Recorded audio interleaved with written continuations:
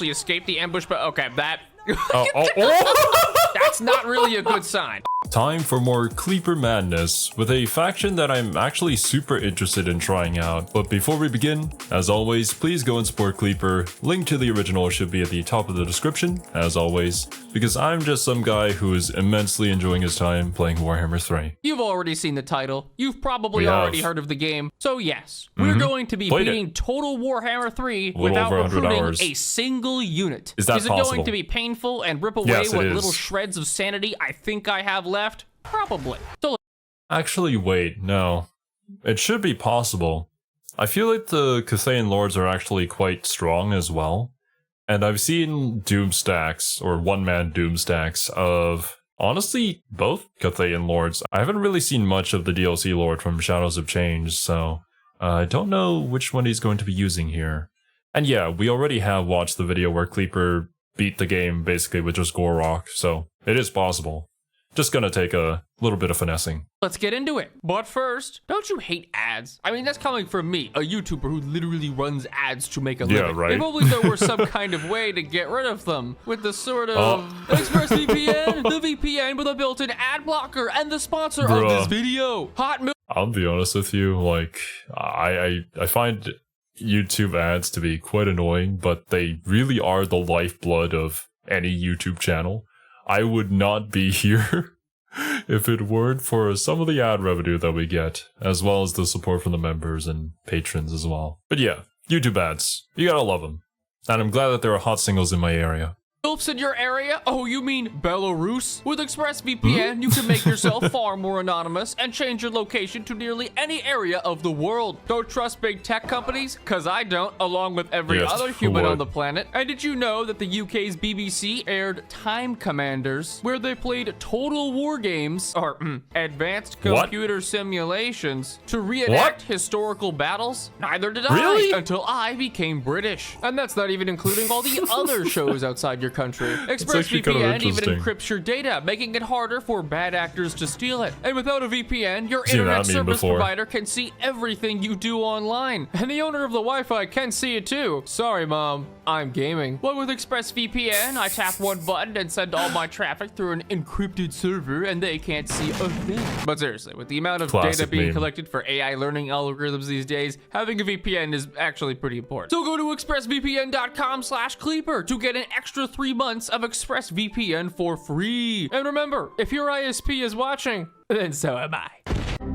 Recently, Total Warhammer 3 had patch 4.2 updated. This added a lot of content to the controversial Shadows of Change DLC. And of those changes, several of them were made to Cathay. Specifically, this man right here, Yuan Bo. So we're actually playing Yuan Bo. Starts with a relatively reasonable army. It's not that great, but what's vastly more important is all of his bonuses. Hero capacity for Astromancers doesn't matter because we can't recruit units or heroes. Research rate for each provincial capital is really good. And also because if we come over here to the map, you can see that he has one starting location all the way to the left side of the map, but he still has provinces on the right. It's a very strange setup that he has. It's a split start. I've never played a legendary lord that starts with a split start, but I've heard that it's kind of annoying to manage. Fighting a war on two fronts is never fun. Trust me, I know. Got into too many wars with too many people at the same time. Along with his unique victory conditions too. So as we get into the game here, we are greeted with Yuan Bo's starting army. It's you know, it's not that good. It's actually pretty bad. But Yuan Bo himself is kind of awesome. Something about being able to turn into a dragon, yada yada yada. Next to us over here are a couple of greenskin armies that we do need to get through in order to actually conquer this whole province. The way that we win as Yuan Bo is to get 2 of the 4 astronomic relay buildings that empower the Essentially what that means is that we need to claim this city down here. We need to claim this city up here, this city over here, and this last city right over here. As soon as we do that and then do a little bit of ritual boogaloo, we win. The compass itself, however, what it actually... I forget the Dark Elf there. Is that Rakarth? I think that's Rakarth. As well as Hexodal is Mazda Mundi. it does is allows us to point in a certain direction for 9 turns. Depending on which direction we point, it'll give us various bonuses you can see over here on the left. And what I will point to first is the Dragon Emperor's Wrath, which gives us an ability called Celestial Intervention, which is like a giant nuclear orb. My favorite. Because we cannot recruit any units at all, recruitment buildings are essentially useless. So if we go into here, most of all of these buildings over here that give us better units, as well as some of the other units over here, Celestial Armory, Celestial Beacon, you know, all this random crap, we can't do anything with it, which includes even the heroes, because heroes would be counting as recruiting. However, I do have 2 exceptions to this rule. Exception number 1 is if we get heroes or units directly recruited for us through a quest, and exception number 2 is the caravan system for Cathay. So I do have to recruit a caravan over here, but I don't consider this a breaking of the rules because I can't control the caravan and I can't control the units in it. It's essentially a completely different system to our armies, so I am considering it not really the same thing. These caravans are extremely important because essentially the way they work is we can put a bunch of money into them over here, spend money on cargo, and then pop them into a caravan route to go wherever. The first caravan route I will do is actually to the von Karsteins over here in Sylvania, even though the dwarves will make me more money. The reason for this will be more clear a little bit later. The other thing I'll do is embed our hero. Oh. Okay, so you do get items and I guess artifacts and stuff from them as well, depending on which way you send your caravan. And if the caravan comes back, of course, it doesn't get attacked midway. So that would mean that Cathay as a faction probably has a lot more, I guess, unique artifacts that could certainly help with building like an unstoppable legendary lord. There's a lot of strategy that goes into the caravans, I suppose. Right over here into our army, because he is pretty much the only hero we're going to be getting for the rest of the game. And if we come over here and we come and fight the orcs, I could just go ahead and fight the battle, which I will do manually, even though we can auto-resolve it. Ah, it's beautiful. The army that we're going to be having for the rest of the game. The reason I wanted to fight this battle manually is, of course, to show off the sexy beast known as Yuan Bo. I mean, look at that guy. He is very green. That's it. That's the only characteristic I know about him. He's green. Also, he can turn into a dragon, as he does a little bit of Avatar Kung Fu and turns into the Jade Dragon. And of course, if we just wait a little bit and fast forward, we can then immediately turn him back at any time. So he does his little dragon dance over here and then kamikaze to the ground. Whoa, he's human again. With 120-second cooldown, Jesus Christ. Cathay also has a unique mechanic called yin and yang. So all of our ranged units are yin, so they get certain bonuses when they are near yang units over here. You'll get bonuses if they're near yin units. Essentially what this means is that we want a combination of ranged units and melee units near each other at all times. Of course, the problem with this is that we literally only have one ranged unit. Another thing we have because of our compass over here is that Celestial Intervention, which I can go ahead and just drop right on this area. It does do friendly fire damage, so I'm just gonna hope it doesn't hit one of our units a little. Yeah, Deliverance of Itza is absolutely insane for the fact that it doesn't hurt your own units, despite how much damage it actually does compared to like all the other spells, like the comets and whatnot. They're still really good though, despite the friendly fire, but you just gotta be a little more careful. And Cathay as a faction is certainly one that really emphasizes you keep your units in formation. That way you get the bonuses, although I don't know how impactful the bonuses could be. Like, are they like absolutely broken that they'd be able to fight like a tier above them? So how would you balance that? I guess make the units more expensive, maybe? Or maybe make them like much weaker than usual units at their tier if they're not, you know, activating their harmony thing. Opens up a massive vortex and then... That is a lot of damage. I like to look at Yuan Bo as if he's just an employee at the DMV, because he's basically just a really angry bureaucrat. As soon as we get this orc war boss over here, a little below, you can see a little icon appears above it, and then we can use this ability to just instantly execute him. It's pretty good. Cause of death, buried in a mound of paperwork. Right, so with this battle done, you can see we're really taking any casualties. The problem is, if we lose a single unit, we cannot replace them, since we cannot recruit anything. So that means that we cannot auto-resolve a single battle if it means that we would lose just one unit. The bonus is the fact that upkeep literally doesn't matter, because our army is going to be $1,331 always. For the rest of the game, on the right side, Yuan Yuan Bo, as Mr. Taxpayer himself, does have his own mechanic called Matters of State. This opens up a menu where we can use a whole bunch, it looks more complicated than it really is. Essentially, we have two resources, steel and stone. Steel is on the left side here, stone. So if we use steel, it converts into stone a few turns later. If we use stone, it converts into steel a few turns later. So for example, if I come over here and use rush construction, I can go click on the floating pyramid over here, which is building a province, and then instantly complete the construction. And now you'll see that we are out of stone, but that stone is going to be converted into steel, as well as instantly completing the floating pyramid. Mr. Yuan Bo over here also has one more trick up his sleeve. He has a settlement all the ways across the map right here. Now I can go ahead and try improving this capital, but I'm actually going to ignore it because we're going to get an event later that lets us sell it. Apparently this is essentially like one of the crown jewels of all of Cathay, and we're just gonna give it away for like $6. But what it does do is that it gives us diplomatic access to all the different Cathay factions. So if I come over here to the Burning Wind Nomads, I can immediately initiate diplomacy and go ahead with the trade agreement, non-aggression pact, yada yada. And something interesting about Yuan Bo is he gains vision over everyone he trades with. So by trading with them, I get more. Oh, yeah, that is interesting.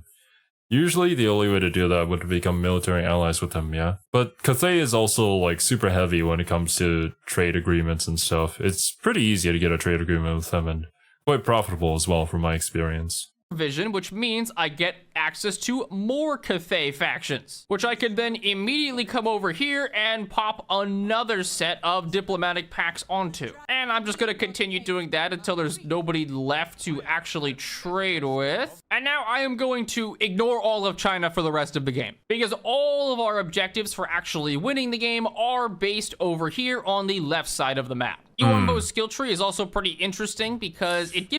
That makes me wonder if it's even worth having that city. I guess just keep it for the time that you sell it. Would you even consider recruiting an army over on that side in order to start expanding that way?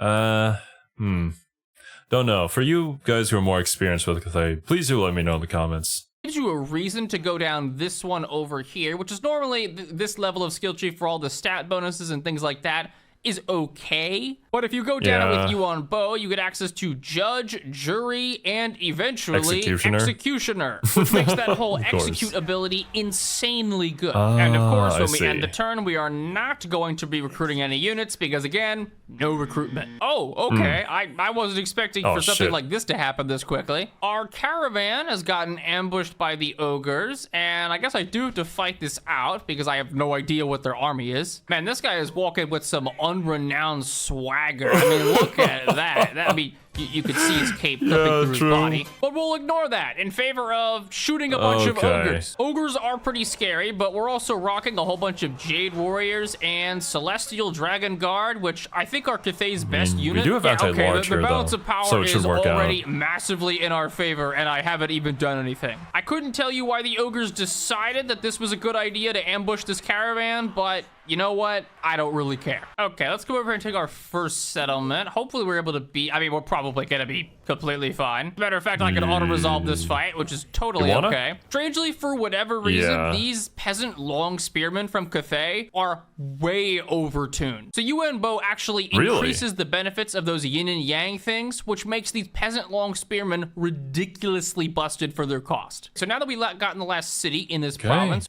I was like, how are you gonna balance that? I guess don't.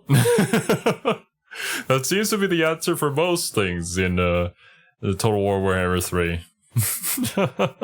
We can go ahead and relinquish control of our capital. I don't know who is willing to give me $20,000 in China for an entire ass city, but hey, what's the worst they could do to it? Or better yet, do I really care? All right, so Marcus Wolfheart came over here and took this city right next to us, so hopefully we could just bribe him. Yes, there we go. Money does not matter at all to us because we're not gonna use it. So here, have all this money and let's be friends. That's gonna be a theme in this campaign, throwing away hundreds of thousands of dollars because I've already got $31,000 and I cannot physically spend it anywhere. So if we come over here to my Matters of State again, you'll see now we have 3 steel, which means we can do up to these level 3 steel abilities. So that means we can do something like an astromantic boon, giving us better spells in terms of less cost, less cooldown, so on and so forth. Later in this tree, though, we do get some more interesting things like Meteor reserve Gambit. conscription. If you thought throwing unarmored peasants into mobs of chaos warriors was okay,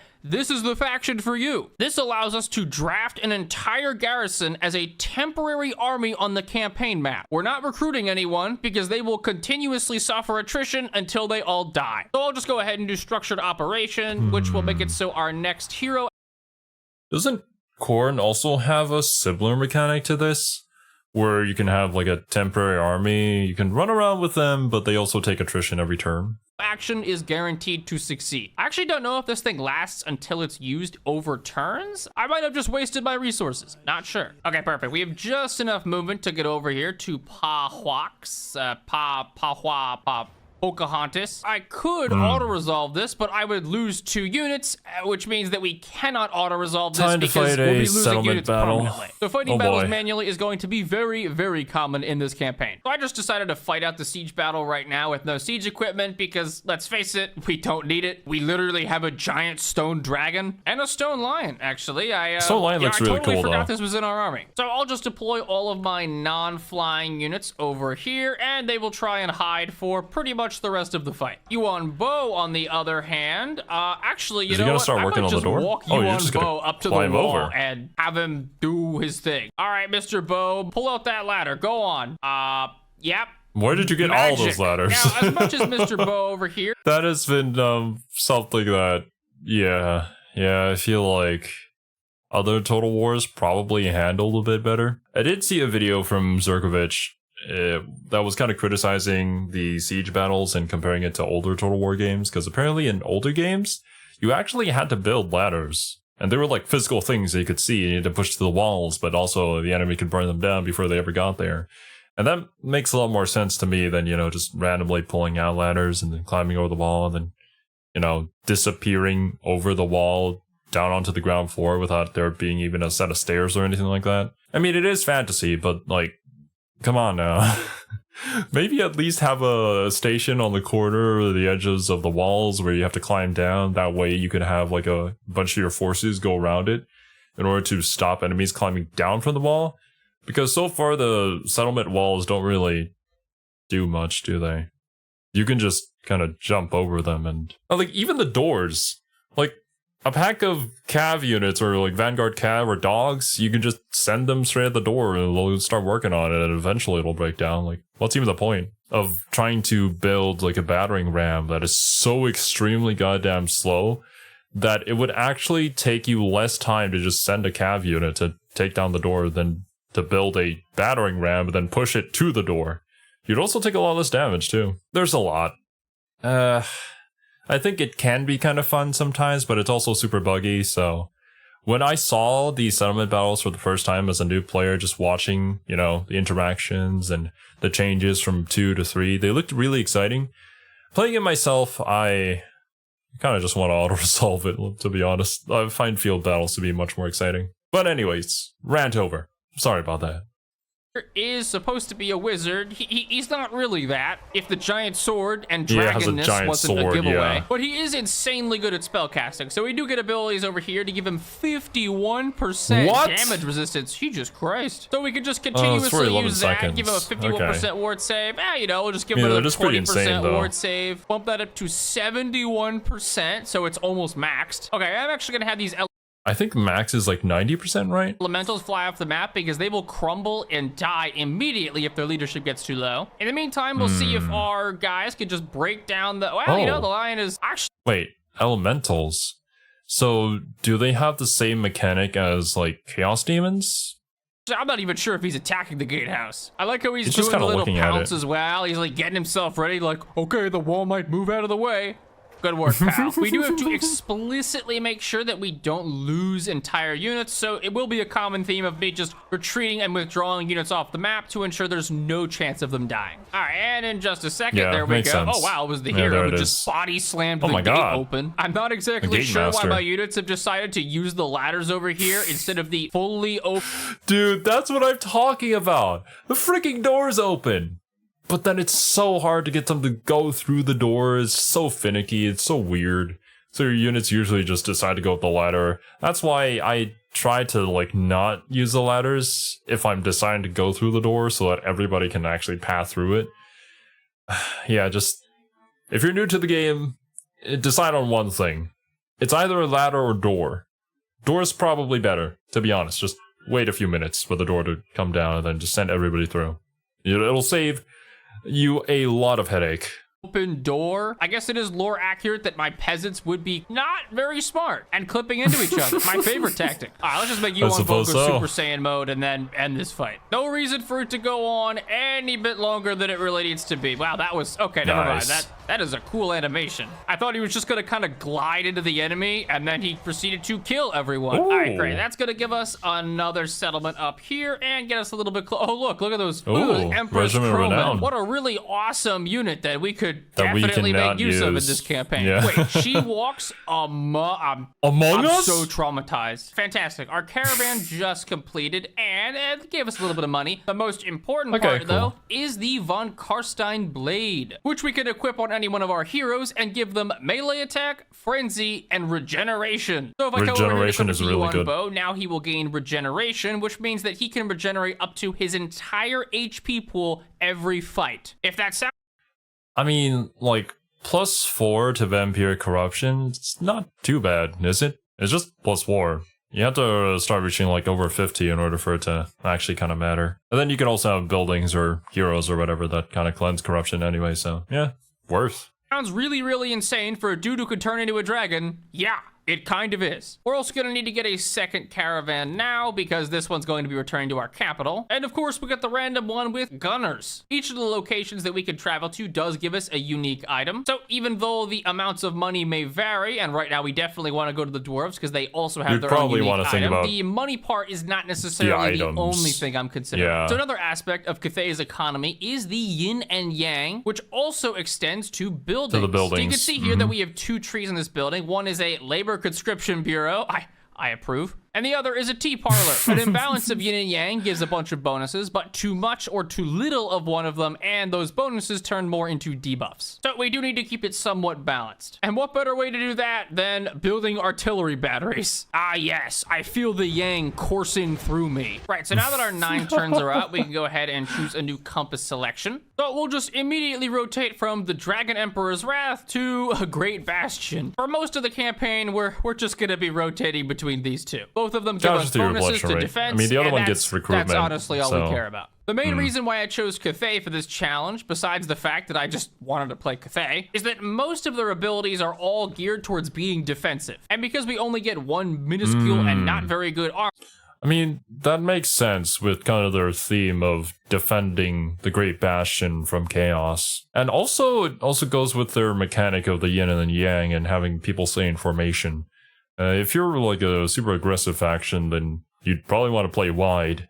But as Cathay, you definitely want to stay in ranks with each other. Army, we need all of our provinces to be able to defend themselves. Okay, I wasn't expecting them to attack out with... Wait, where did they get trolls from? And why did they have 7 groups? So many. I am deeply unhappy about that. Okay, to win this one, we're gonna have to employ the good old strategy known as corner camping. Because I have to basically just put all my units in the corner over here and then cry myself to sleep. If we stand out anywhere away from the corner, we are probably going to get surrounded and immediately troll bang. You know, I don't want to think about what that is. All right, well, it's time to do the traditional Warhammer thing of kiting until my enemies are out of ammo. You on boat? This is actually such a good tactic against the AI.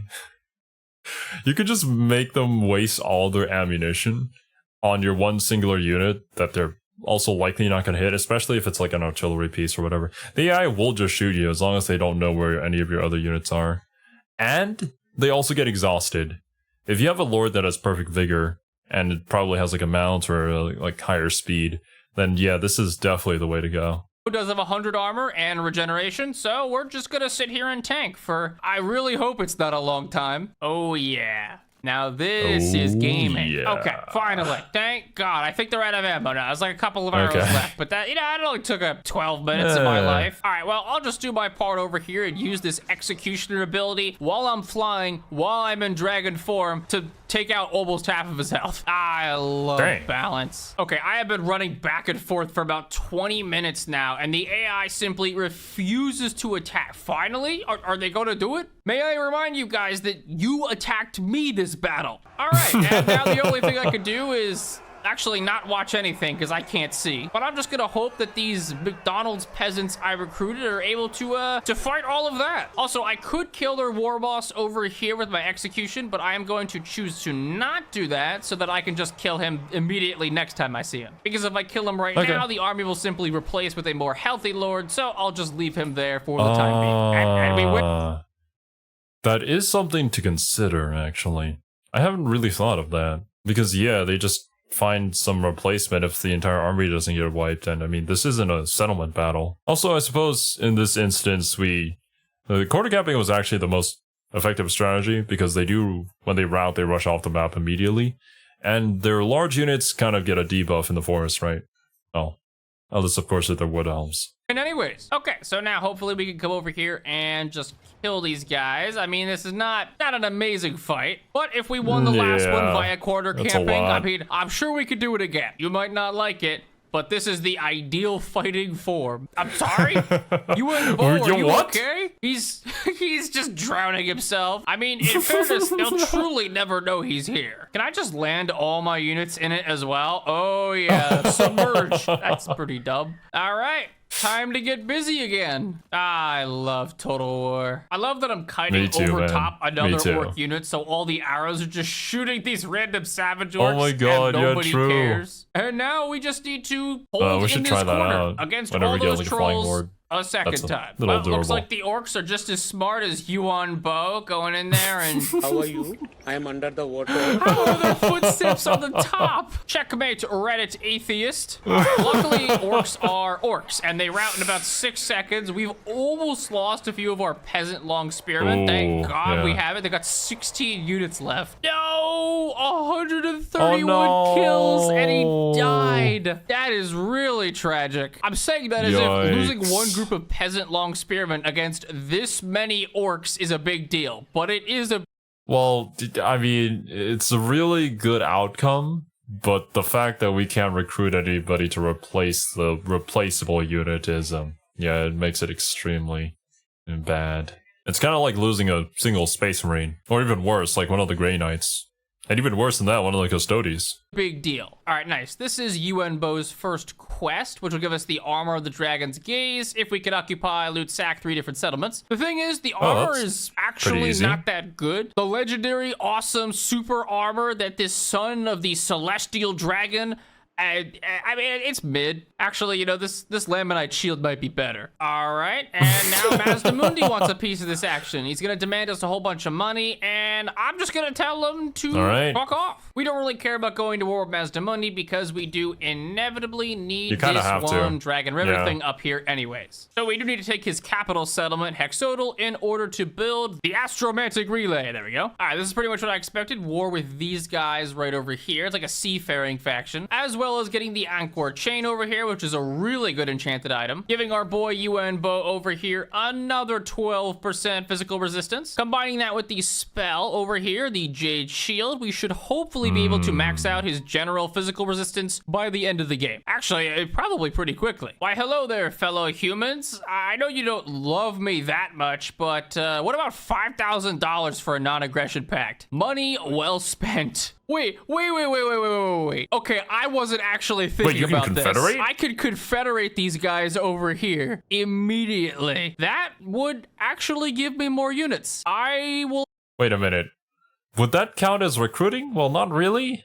You confederated them, so their units that they already had, they recruited. We didn't recruit them, right? I'll admit, I was not thinking that was even a possibility. Wait, I could confederate these guys down here as well. Right, so if I come over here really with the like you that Eastern much? River Lords and we just, you know, confederate, am I gonna get anything from this? Oh my god, the answer is yes. The answer That's a is lot of 2 units, yeah. full stacks and negative income, And but we'll negative ignore income. that one. All right, well, that was an unexpected bonus, but definitely a very welcome one. You know, something tells me that these guys deciding to siege my capital over here with a new garrison building is probably not a good idea for them. All right, it shows them as Yeah. winning the auto-resolve, but I know for a fact this is not a win for them. Mr. Chong Chang says other...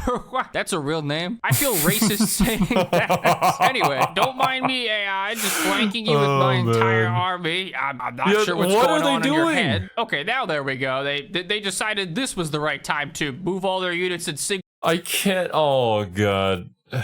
We didn't get the details at the beginning of like what battle difficulty Kleaper plays on, but when I play on very hard, they do kind of rotate their formation in order to make sure they don't get flanked. So this is kind of rare for it to happen.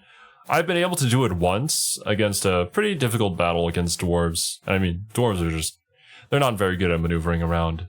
But I did hide all my lizardmen units in a forest nearby, and then had some of them just kind of draw them through, then pass, then we could just, you know, hit them from the back. It does work, but you just have to hide your units, not blatantly move them out in the open field, and then the enemy army just sits there looking at you, then comes at you in a single file, making it really easy for you to, like, shoot them down with some rattling guns or whatever missile infantry that you got. Yeah, I don't know. These guys are special. Filed fashion into a horde of crossbows. We do actually have the ability to summon some ancestral warriors over here. What? I'm not really sure what that is. Oh, I guess it's literally just underworld Just a ghost soldiers. army. I didn't know we were necromancers too. Man, why haven't I played Cathay sooner? Okay, perfect. There wasn't really...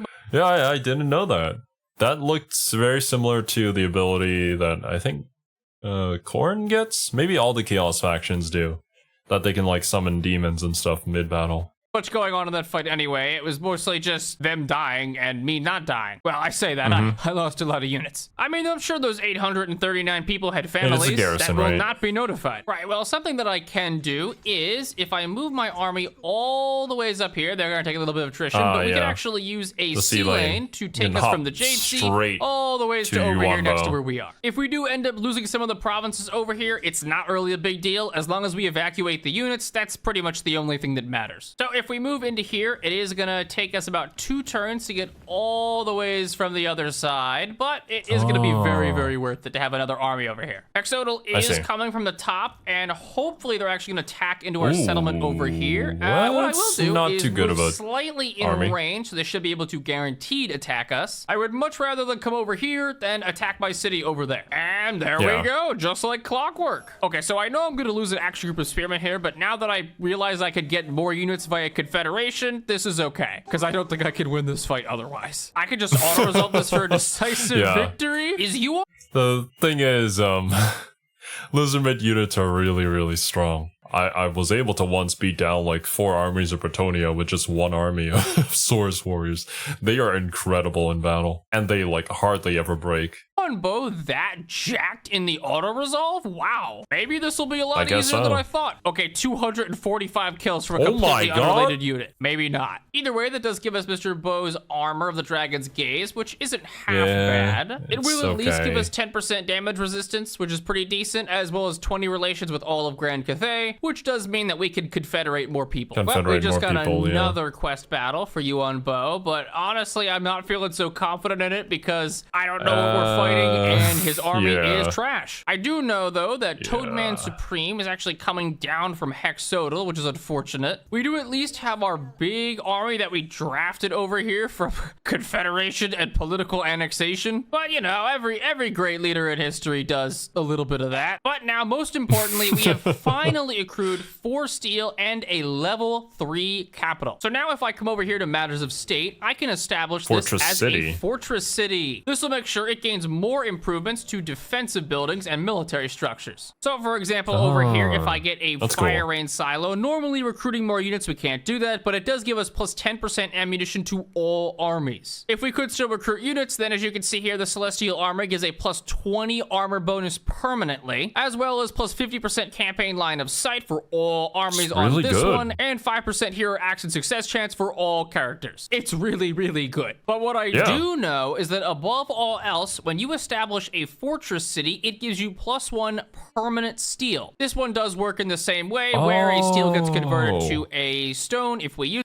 I see. So that's how you eventually get to 7 steel there. I was wondering how you were going to gain more. It and vice versa. On the other side, we can also establish commercial districts, which do the same thing, but for stone, as well as economic bonuses. So it looks like our boy Mazdamundi is attacking Yuanbo directly, and we do have a ton of reinforcements here in our second army, but I mean, I'm not even so confident, actually. What I am gonna do is pop the not control large army trick, as well as make this garrison AI control. That way we can get just a little bit more juice onto the battlefield, as opposed to what they can get out. I'm not super happy about these deployment zones since our army is going to come in right over here, but we should be okay since this army won't come in until they start losing units. Okay, maybe the AI controlled army was not such a good idea. What is happening in there? It is a clusterfest. Guys, the one-child policy is still in effect. Can we cut this out? Okay, finally, they decided to disperse right before the big AoE guy Mazdamundi himself got there, and thank God for that. You know, surprisingly, my ally is, well, the AI-controlled army version is actually holding their own, and that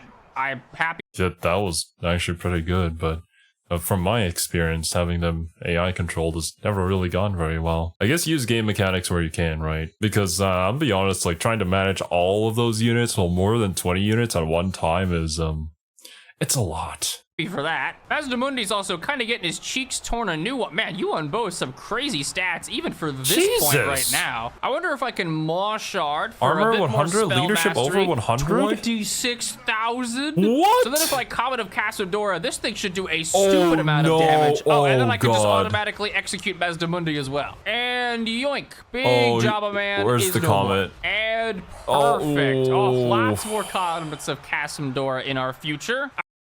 I play the game on the lowest possible graphics settings so the comets don't look as impressive, but dang, it does a heck of a lot of damage. It looks way better when you're playing on high graphic settings. All right, so far the only units we've lost, I'm pretty sure, are just garrison units, and these Covenants of Casadora are putting in quite an insane amount of work. A lot of work. All right, that wasn't the worst battle ever. I don't think we lost any units, which is nice. Although I am not completely sure about that because our massive wave assault tactic is not exactly cost efficient. I would normally say there's plenty of peasants to spare, but there really aren't this time around. Oh my gosh, I wasn't even paying attention. I think I lost my Jade Lion. To be fair, it wasn't really that useful. It wasn't doing a whole lot ever, but that is really, really unfortunate. That sucks, though. And here we go. I was just scrolling through the notifications, and then we have it. Satchang the Watcher. Who watches the Watcher? If we kill 1,500 enemies in battle, the eye of the Watcher is upon you. And this is something that was also added in the 4.2 update, and it is awesome. So hopefully we can just finish. Oh, that's right. This is a new legendary hero. Is that what you would call it? It looks really cool.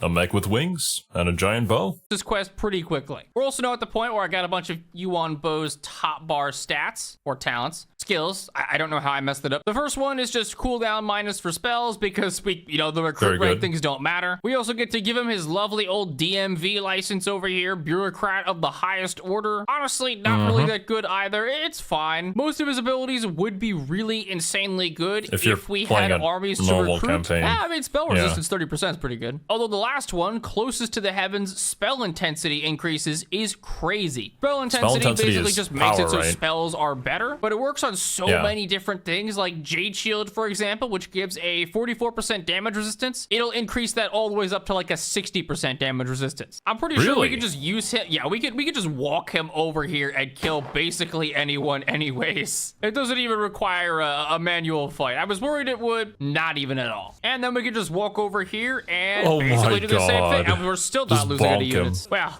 besides the ones we already lost. I was looking over at Cathay and I was like, oh wow, look at all the land my vassal state is essentially consolidated a ton. And then I realized that Cathay is ruined. That really awesome and cool wall that's supposed to protect them literally didn't protect them at all. And to make matters even worse, I'm about to confederate with the only Cathay faction that has any defensive capability whatsoever. And then I'm going to completely trash all their stuff and send it over to me. Goodbye, Cathay. You are so screwed. So we've got Village, who's just tearing wait, are those 2 Chaos 20 stacks? My God. No. It is so bad here. Hell, these armies aren't even very good. They've got, some units, sure, but whose idea was it to have an entire army of peasant archers? The only good part about this is both of these gates have ridiculously massive garrisons that I don't think they're going to be broken anytime soon. Okay, that infinite money of mine is starting to become slightly less infinite. We still have 32k, but we are going to have to solve the pretty big debt spending crisis eventually. Probably. Well, I mean, if the game ends before, who cares? Oh.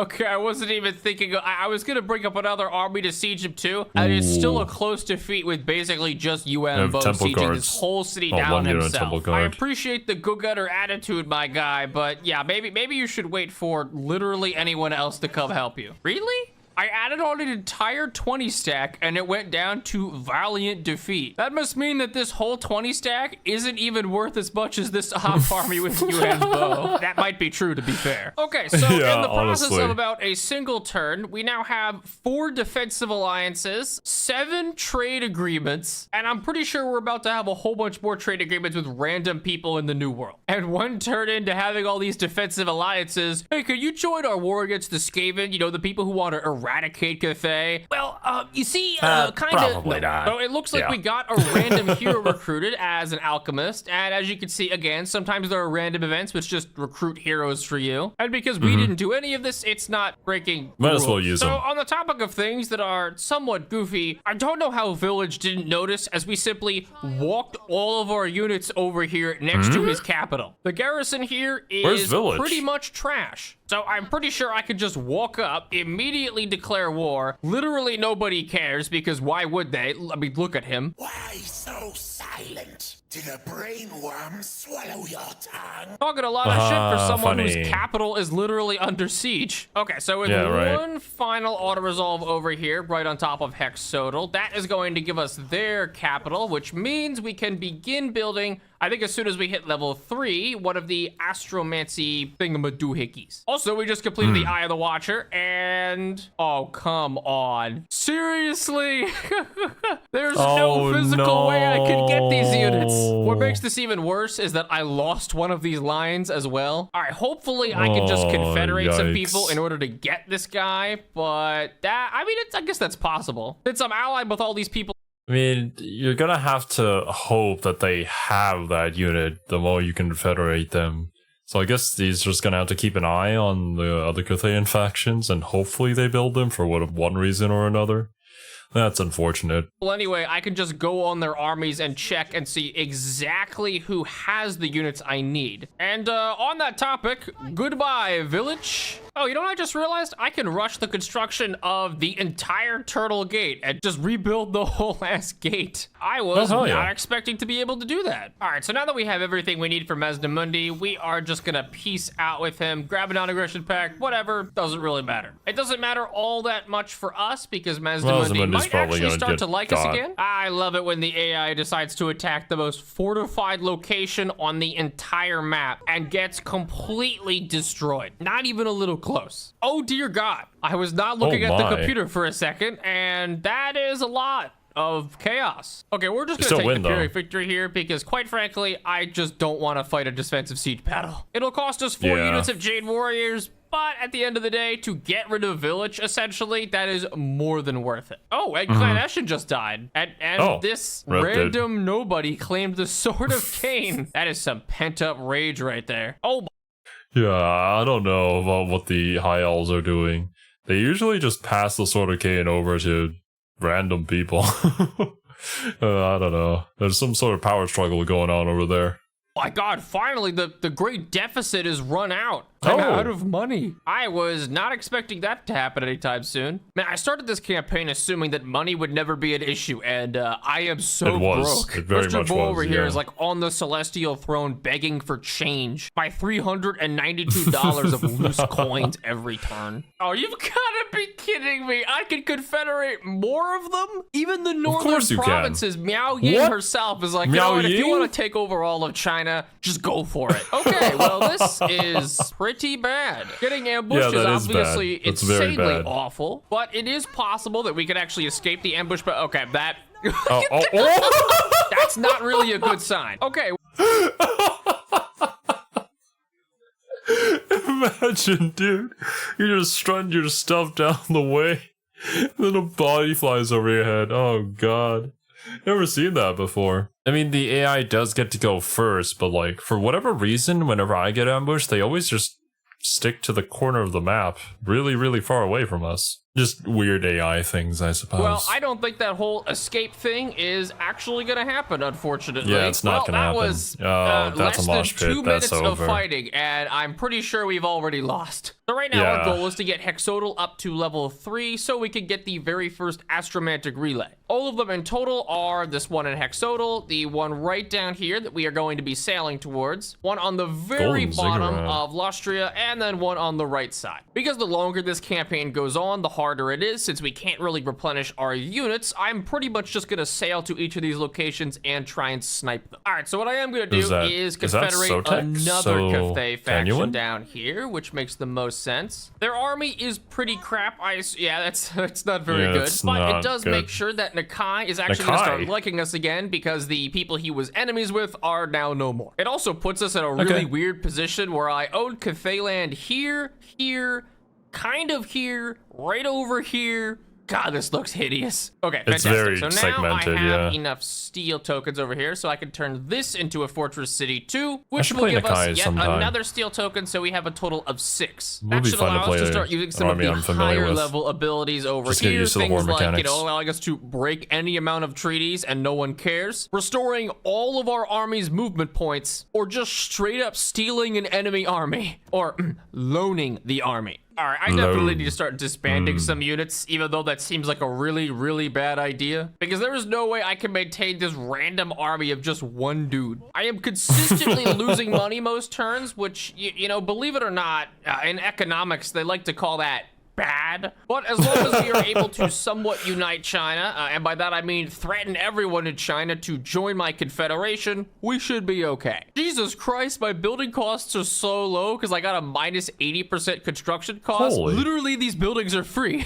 That is Oh, a my little God. busted. All right, so fortunately Yeah. I made it all the ways down here to our boy Oh, yeah, Tenuan. it is Tenuan. He's not going to be very happy about this, but we do really need this settlement. I'm just going to auto-resolve this. And this is the second compass location. So we just need to get this up to level 3, and we will have another piece of the compass done. Again, the way we win the game is by having 4 out of all 4 of these compass pieces done. I'm also just going to do a little bit of tomfoolery, and these stalwart allies that we have right here, I'm just going to break all of my treaties with them because, quite frankly, I literally don't care. Now, Mazdamundi is going to love me because I betrayed my ally, which means I don't have to deal with him because, quite frankly, the scarier problem... Yeah, there we go. See, Marathi up Yeah. here. Strangely, one of our best Marathi. friends right now is rapidly becoming the Chaos Dwarves. The very people Why? who have been trying to invade all these Cathayan gates. We like them because they're also at war with Village. I don't know why, but I'm also not going to complain. All right, so I went ahead and Okay. entered the war with Lokir Cool.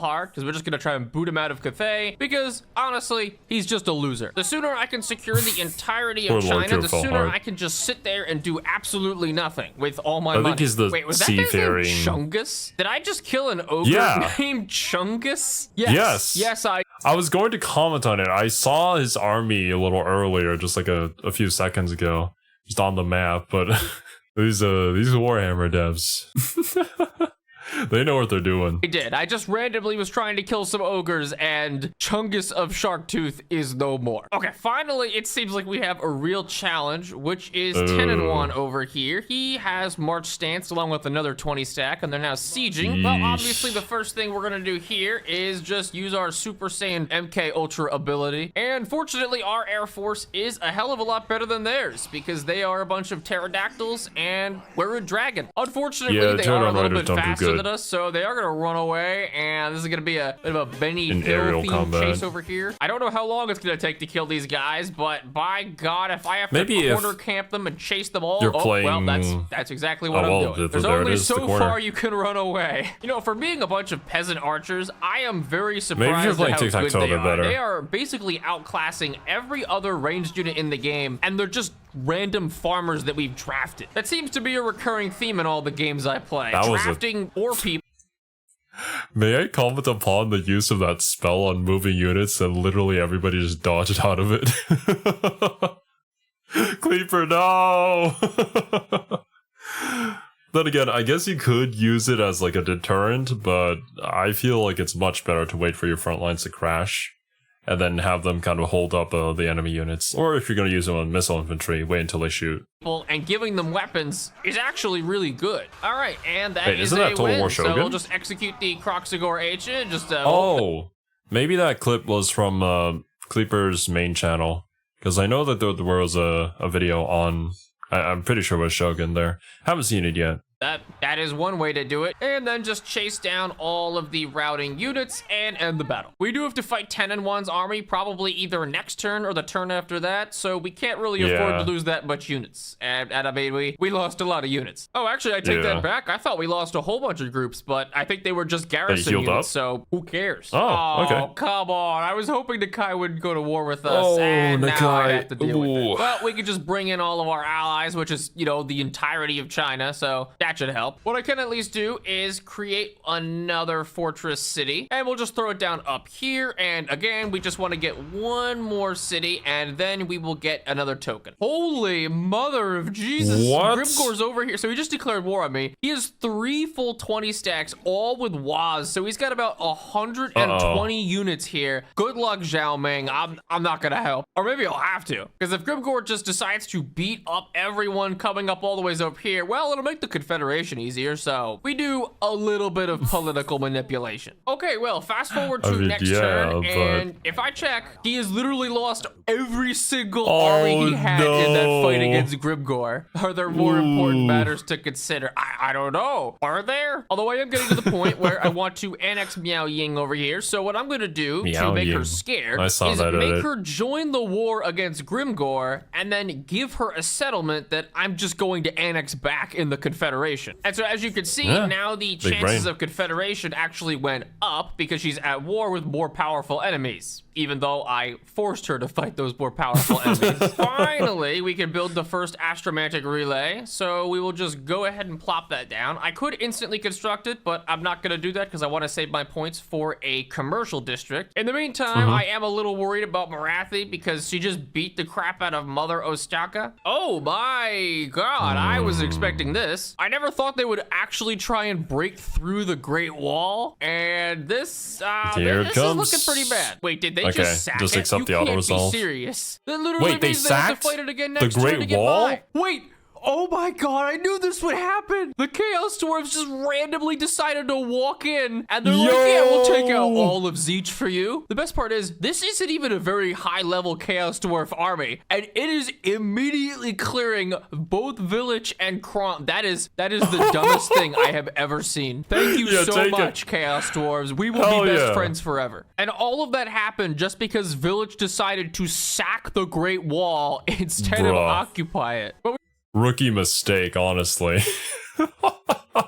I feel like this is a very, very unique campaign for Yuan Bo. We are about to finish the very first astromantic relay, and because we have the settlement all the ways down here, we're gonna get the second one probably relatively soon too. I've been trying to finagle this peace deal with Nakai such that my reliability went to medium. I will take that. All I had to do was break like 6 non-aggression pacts and several trade agreements and give him $27,000, and he decided to make peace. How kind of him, because I really don't want to lose this city. I just made peace with them, and they're like, hey, now he can wants you join us that to war with join Nakai, war by the way? against Nakai. I'm pretty sure I called them into that war to begin with. Oh, crap. I should have seen that coming. The northern provinces just confederate with the Jade Custodians, and I'm not so sure. Wait, I can immediately confederate them. I'm at -1, so that means I could almost just immediately confederate these guys. If you trade them a settlement. Confederated these guys. This is an entire mess. Okay, so the astromantic relay just finished up, and it looks like what that does is spawns a bunch of incursions. So that means next turn a force will spawn here, and 2 turns of force will spawn here, and 2 turns of force will spawn here. If we hold on for 5 turns, we should be okay, and I believe I could just walk over here and intercept them early before they are full strength. And wow, that is a pathetic army. Yeah, we can also now come over here and build a commercial district. Not as impressive as I would have that'll give thought it they more would bonuses to various commercial stuff. Not entirely sure what it does. Oh my god, -5% faction wide. Don't mind if I do. Very good. Now this is an interesting fight. It's a caravan ambush actually, and I actually think my caravan beats this. It is kind of cool that not only in this caravan do we have the best melee units for Cathay, the best range units for Cathay, but also a bunch of drunk Russians with guns and axes on the ends of those guns. Oh yeah, and this random guy. Kislev units? Finally. So there are 3 Jade units, so Jade and whatever the other one is over here. So if they recruit 2 more, then I can immediately confederate and unlock the special hero. It has been a long time coming, but yeah, that's please, right. God. Almost forgot about That's that. what I We was do want looking Seitan. for. Non-aggression pack with the Chaos Dwarves. Don't mind if I do. Okay, now this is funny. Might as well. We're They helped us sitting out. on the caravan spawn point, and Grimgor is repeatedly spawn camping not only my caravan, but my allies' caravan too. Apparently, we lose this battle, but honestly, I'm not so sure. Okay, wait, never mind. This might be a little bit less possible considering that I reinforced them behind Grimgor's army. Oh my god, Cathay's artillery is awesome. It's like mobile, pulled by oxes, but also like a Hellstorm rocket battery. And the AI is even coming in clutch. It flanked all the ways around just to hit the artillery, while Grimgor is probably going to single-handedly kill most of these units. Nope, I take it back. He's over here. Oh, no, he's coming for you. Oh my god, I see why my own units are routing. I'm just shooting them in the back. I don't know if that's in line with Cathay's lore, but you know, something tells me it may not be. Okay, you know what? I don't think I was accounting for how much Grimgor accounts of the balance of power, as he, in 2 hits, almost kills the noble and is now about to kill my Lord Magistrate. Let's just... Bruh, yeah, Grimgor, from what I know that you guys have been telling me, at some point you just kind of click on a unit, you leave, make a sandwich, come back, and Grimgor single-handedly wins the fight on his own. He's just a beast, man. Well, he's not a beast, man. He's a beast, man. Just try and ignore him. That didn't go exactly as I thought it would, but we did kill quite a few of them. Grimgor took 163 people and barely took any damage. But at least we could just summon another caravan next turn, and I think he's just locked forever into spawn camping them. I'm just gonna continuously spawn caravans and then not give them any actual cargo. So Grimgor he can't even siege down this city. He's too busy killing caravans. Oh, another day, another caravan battle. Hey, we took out 1 unit. I can take those odds. Okay, and there is compass direction number 1 done. So that means the one all the ways up here is completely finished. Don't need to worry about it. I mean, unless someone takes the city. And it also unlocks a new direction down here called the Dragon River on our compass. The 10 and 1 one down here is currently building, so that one is going to be finished very, very soon. And then we have another army sailing all the ways around the coast in order to try to get to the one way down here. We could also just make peace with 10 and 1 because and then we could also just immediately get a non-aggression pact. Okay. Because honestly, we don't need to fight him. For some reason, he's totally okay with us taking this really, really valuable island and then just piecing out. All right, now seems like a probably pretty good time to just confederate all of Cathay. So as soon as we grab Yao Ming here, that will be a lot of territory. Holy crap. 1, 2, 3, 4, 5, 6, 7, 8. Yeah. Well, you know what? My income was positive last turn. Oh my God. How did it go negative? What kind of a sham economy is she running here? This also puts us to 4 out of 5 units until we get the Watcher. Please. I just have to rely on this guy recruiting one, and if I go into my Levy the Provinces, I can see he is literally doing it right now. As long as he doesn't stop, we get 5 out of 5. Oh yeah, I also have just a ton of heroes now because apparently she was rocking full stat. Oh yeah, heroes in a lot of our armies. What just happened? Why did my income go up by like 8 billion? What? I didn't even do anything. Cathay is weird. That's my explanation. And I'm also going to come over here and declare our very last fortress city. I'm actually going to declare it on one of these gates because I don't know how this works. And quite frankly, I'm just kind of curious. Oh, whoa. I should have been putting them on the gates for a long time. Barrier hit points plus 500 for all defending settlements for all armies. Wait, these are insane. AP weapon damage plus 2. That's what? Plus, at its current level, this thing just gives melee defense to all armies always. I wonder if this stacks. So if you got 3 of these Bastion ones, you just have 1,500 points of hit points on every defense battle on every single unit. That doesn't seem even remotely fair. Wait, I just realized Yao Ming is dead. If I waited 1 turn, I would have gotten her. But now she is dead forever because I can't re-recruit her. Technically, I could replace a general in an army for her, but honestly, I kind of consider that somewhat recruiting. Oh, look at that. Miao Ying, ready for duty. You will never serve the Empire again. Sorry. I've cast you into the void. No. You basically don't exist anymore. Although, to be fair, I can see why Miao Ying has been exiled because she has no knowledge of economics whatsoever. I inherited an entire kingdom whose major export was rice paddies, and that's it. Oh, you know what doesn't help as well? I have 11 armies, and my income is 40% higher than it should be. But I don't want to disband any of them because I can't re-recruit them. Please, God, tell me that I can kill Nakai here. I do not want to deal with his just I'll get rid of him. Oh my God, he has some Dreadsaurians. And lose a whole bunch of units. I'm getting close to the end of this campaign anyways. It doesn't matter. All right, there's the second one done, and that should actually give us our short campaign victory, I believe. Yep, right there, hero capacity. Oh yeah, look at that. Very, very useful for us. But of course, I'm not a wimp, so we're gonna be going for the long campaign victory, which is, you know, actually not that bad. All it means is that we need the first one, which is way over here, and that's gonna be pretty easy because we're about to sneak it into occupation. And then the second one, which is all the ways at the tip of the horn. I forget. Right, well, it's not unsurprisingly, Pestilence, that ruin. It's actually Skaven. What? And it's Skaven that we're just going to instantly kill because, you know, I need this city. Holy crap, I just realized Yuan Bo has 81% spell resist.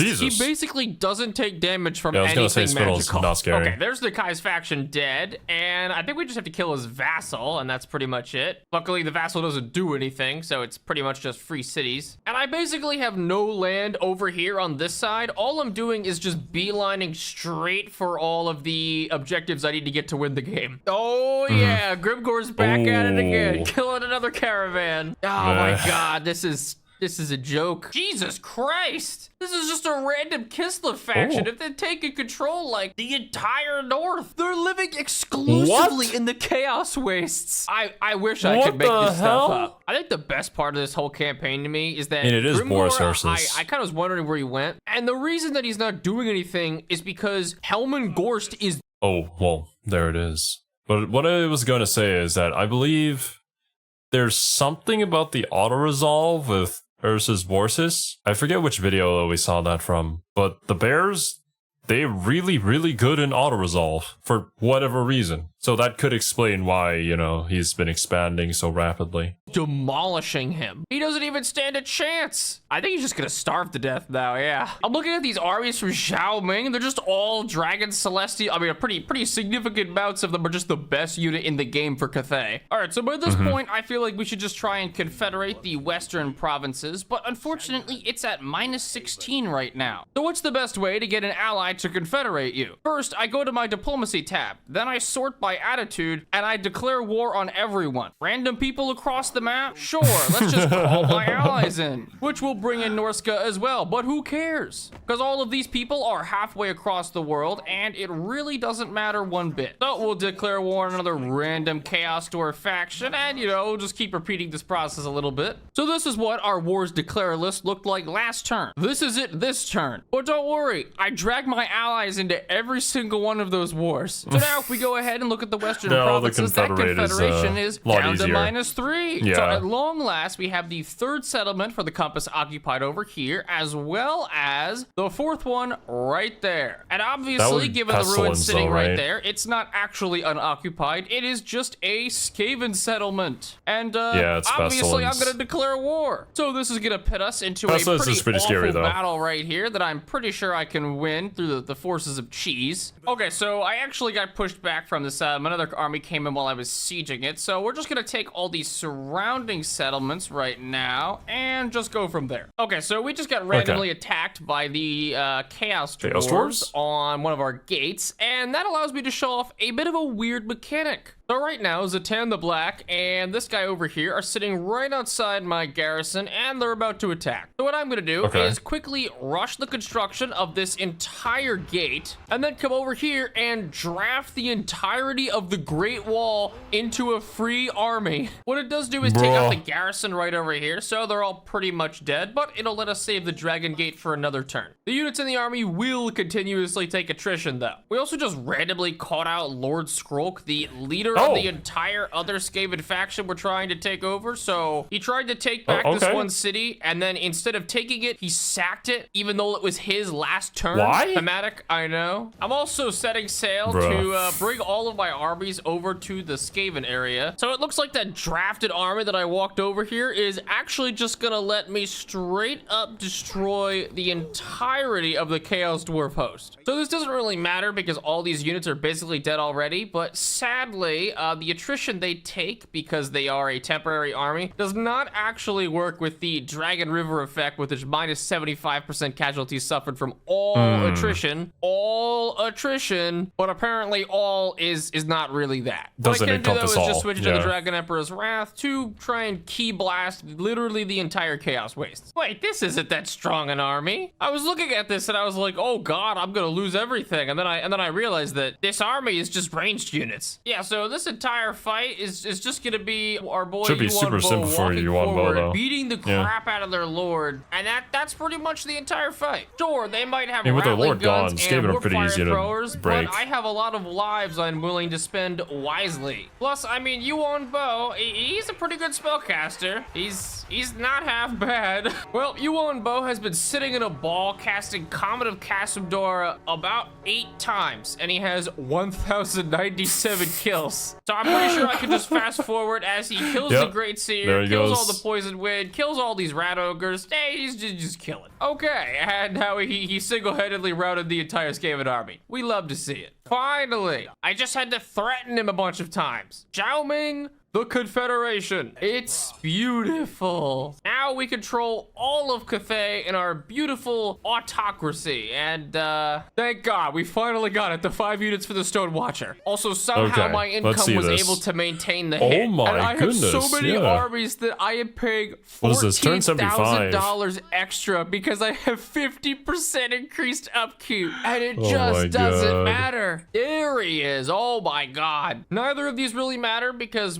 I guess that one's a little bit more okay. Holy gee, he spawns on top of Yuan Bo. This couldn't have gotten any better. So it was totally worth it to go to war with a lot of people just for this guy. Well, I embedded him in the army, so he's just gonna chill. His upkeep is 740. Oh, the economy. This is it. This is the final astromantic relay. So in 2 turns, the game will be over. Or at the very least, the final incursions will happen, and then the final fight. Please, God. Also, I just realized that Yuan Bo has a base 101% magic Is that even possible? resistance. And all the I guess heroes it in my caps at army 90? are rocking 76%. And what about this guy?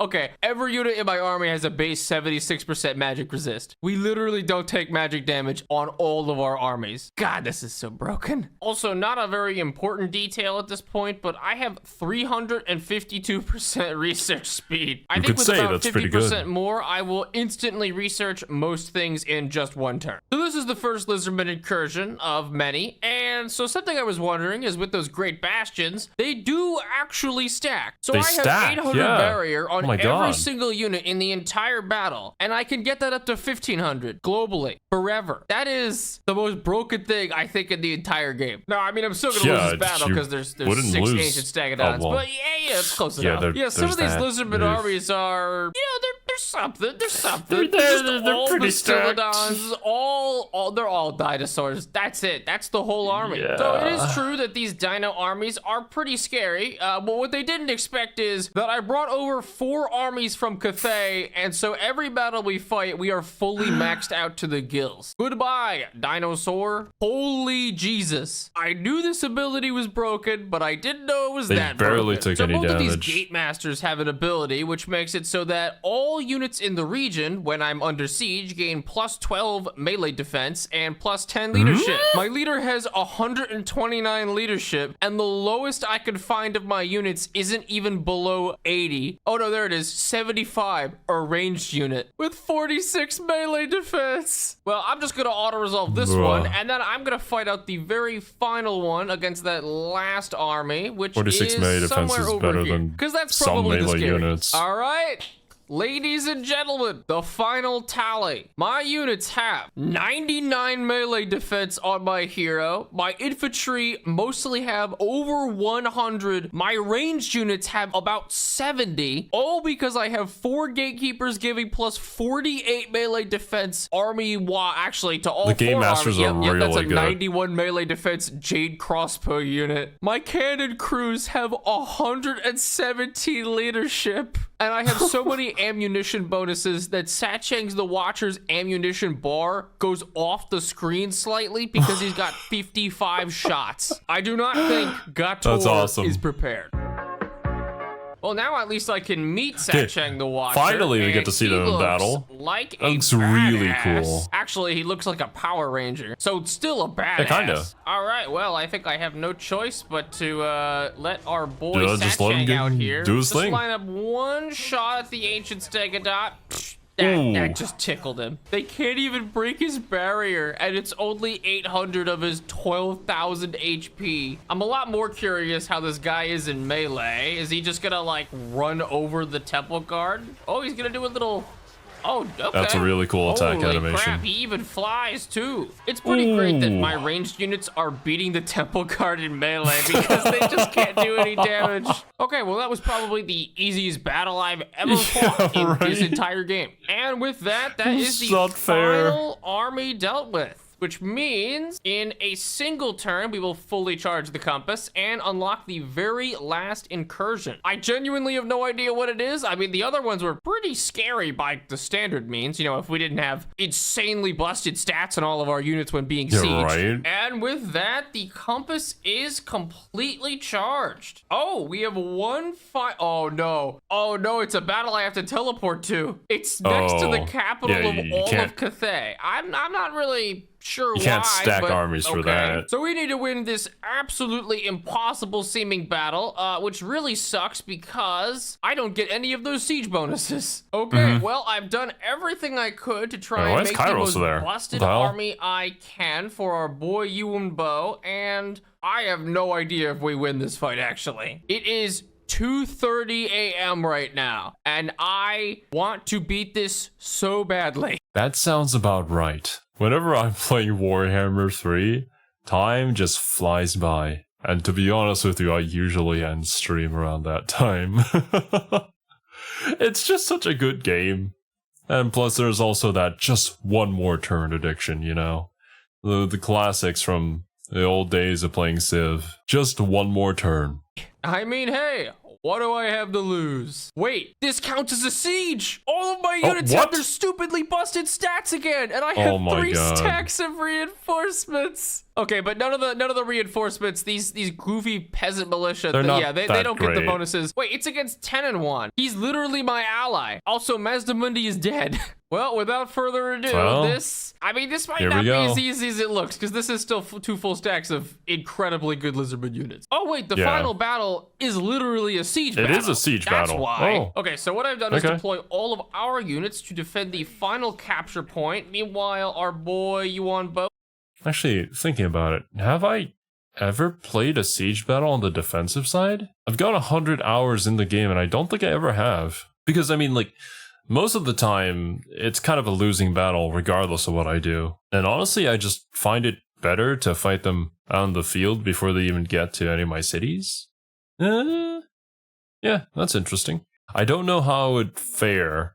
I feel like the management of like the towers and stuff would get a little bit hectic. Well, I guess if I play Cathay, I'm gonna be getting pretty used to these settlement battles, especially with defending the Great Bastion and stuff like that. And Satchang are just going to run around and kill crap. Maybe our goon hit squad of these ridiculously beefy gatekeepers might also do something. In terms of my allies, because we do have 2 whole ally armies here, I'm just gonna abandon them to die at the walls. I can't help them, and even if I did, I don't want to. Man, you know Satchang's big when he's just shooting straight over the walls because he is that large. All right, well, the local peasants are doing about as well as I figured. They're manning the walls against pterodactyls. Oh crap, I didn't realize that there was another objective to maintain control of the central square. Unsurprisingly, all of the peasants are just gonna start losing pretty much, just about everywhere, but I mean, we kind of expected that. And they have a lot of spellcasters in their armies. I mean, I'm just seeing fireballs hit other walls. But they do have Mazdamundi over here, who basically can take down. Oh, wow, that's there's just a that's not Dreadsorian good. there. All right, well, the entire front side of the city is basically owned by them now. There's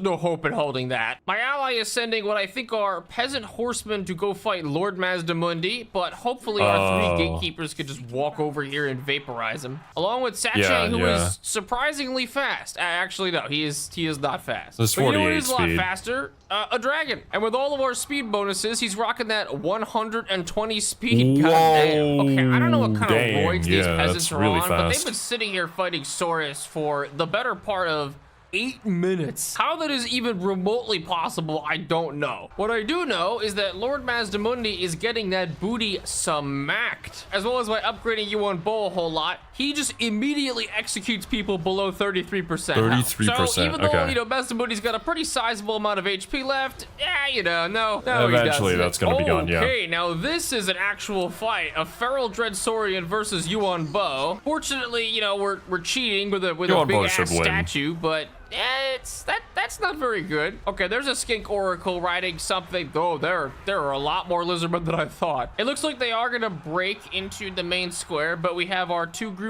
of halberds holding here, which are they're not gonna break. Actually, I think all of our units are gonna fight to the death. Funnily enough, many of their units can't even break my barrier is regenerating in combat because my units aren't taking damage because the melee defense is blocking it. So they're literally regenerating barrier while fighting enemies. I also get to see now these terracotta sentinels in great. action, and they look awesome. Not like I've been able to see or recruit them before this. Wait, Yuan Bo can execute a feral Dreadsorian? That, you know, that doesn't even seem remotely balanced, but hey, there goes 4,000 take it. HP. All right, I think at this point we've pretty much solidly locked in our victory. There's not much they can really do at this point to stop us. All right, so that's gonna be army losses, and I think the end of the fight right about now.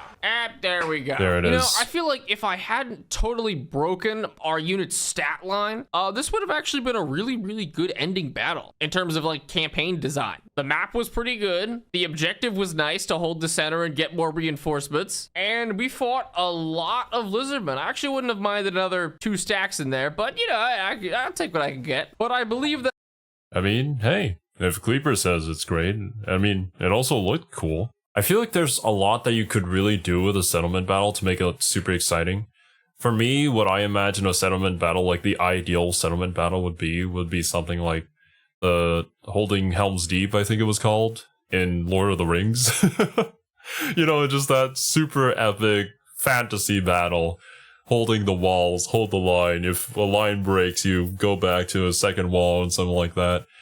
You don't really get that feeling when you're playing Warhammer 3, though. But I'd be interested to try it out and see what my opinions about it are. That does mean, oh my god, long There it campaign is. victory Long campaign without victory, yeah. recruiting units. That was really fun. Congratulations. Part of this as well was that I sort of wanted to do a de facto review of the 4.2 patch, at least insofar as Yuan Bo's campaign and whether I think it's pretty good. I do. It's actually really fun. But despite the fact that I wasn't using pretty much 90% of the Cathayan roster, I mean, generally Yuan Bo's campaign and a lot of the different things, especially in this menu, were really interesting. And just as proof, by the way, as we go into my statistics, we can go to the records and see units recruited 0. None. I'll admit, I don't know why it says Lords recruited 4, but I'm pretty sure that has to do with the heroes I got from quests, like Satchang the Watcher. Regardless, Yeah. I hope you enjoyed the video as I renamed Yuan Make sure to Bo's go and faction subscribe to to something Kleaper. a little more fitting. Okay, I can't fit in like, so just do that. An L. Thanks for watching. See ya. Another amazing video by Kleaper. It was interesting to see Yuan Bo's campaign.